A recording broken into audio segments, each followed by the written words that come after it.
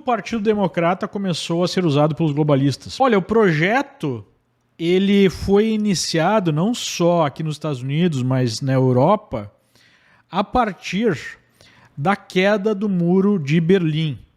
Porque houve a percepção equivocada que a queda do muro representaria a vitória final do chamado capitalismo contra o comunismo, né? Do que seriam então as democracias liberais como modelo para o resto do mundo. Um historiador chegou a apresentar isso como o fim da história, né?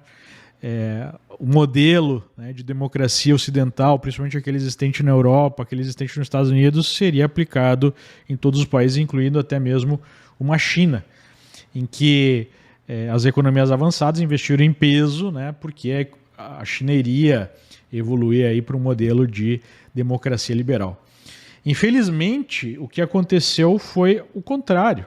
Se a gente olhar ao longo da história, até como uma resposta ao comunismo, a gente viu essas democracias ao longo das décadas anteriores, até mesmo à queda do muro,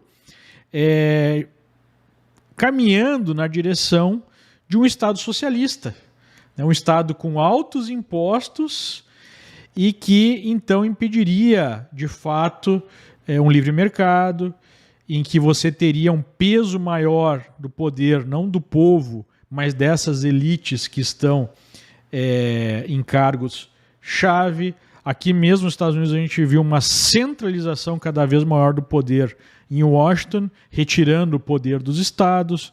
Na Europa a gente viu o fim, né, das soberanias nacionais em nome de um projeto chamado de União Europeia, em que Bruxelas define como essas pessoas devem viver e não aí as pessoas de cada país, né, respeitando os seus desejos, a sua cultura, a sua autonomia. Então o que a gente viu a partir da queda do muro e a baixada de guarda da direita é a aceleração desse projeto. E eu creio que ali foi uma virada em que nós tivemos o Partido Democrata se movimentando a favor de ideias globalistas. E o que consolidou essa virada final do Partido Democrata? A eleição de Barack Obama. E é por isso que eu considero Barack Obama o pior presidente da história dos Estados Unidos. Porque ele foi o primeiro presidente anti-americano da história. Você pode ver que tudo que Obama defende é profundamente anti-americano. Ele fez um tour pelo mundo pedindo desculpas pelos supostos crimes cometidos pelos Estados Unidos. Ele adotou toda a agenda socialista, né, no modelo europeu de socialismo, contra alguns, né, dos pilares da democracia americana e que fez esse país ser o país mais próspero, mais poderoso da história humana. A saber, né, como diz a Constituição, o poder ao povo, não ao governo. Os Estados Unidos ele nasceu com uma desconfiança profunda de qualquer concentração de poder. É por isso que a gente tem, de fato, uma federação em que os estados têm muito poder, em que há uma sinalização do poder local como a base do sistema, né? O poder dos condados, das cidades, depois o poder do estado, depois o poder federal, como a última instância, com um poder dissolvido, né?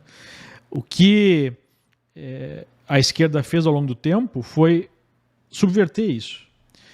A gente tem o mercado cada vez mais regulado, a gente tem impostos cada vez maiores, a gente tem cada vez mais dependentes de bolsas estatais. Esse não é o modelo americano, mas esse é o modelo que foi implementado pelo Barack Obama. E desde então o que a gente vê é uma profunda divisão na sociedade americana. E essa divisão é um dos objetivos das políticas defendidas aí por Barack Obama, e a gente está vendo agora com o Biden na presidência basicamente a retomada dessa política. Então eu consideraria que a queda do muro marca uma aceleração do processo do Partido Democrata se transformar num partido anti-americano, adotando toda a agenda socialista e até mesmo outras agendas que ajudam, né, a agenda racialista, a agenda da ideologia de gênero e assim por diante.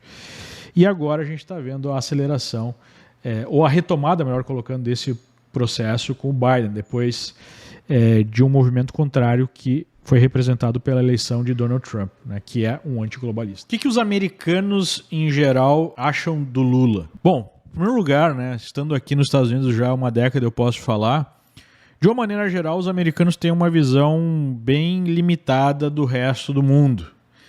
Quanto mais da América Latina, né, e do Brasil. Então não é algo que os americanos saibam com a mínima profundidade. O Brasil é um país exótico, enfim.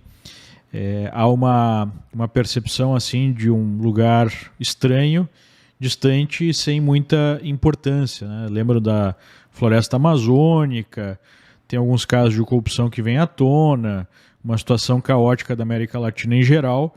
Então essa é a visão. Em relação ao Lula, há um esforço muito grande da militância de redação de esquerda nos Estados Unidos para tratar o Lula como um líder popular, um líder democrático e todo aquele blá blá blá da esquerda, né? Aquele blá blá blá falso da esquerda.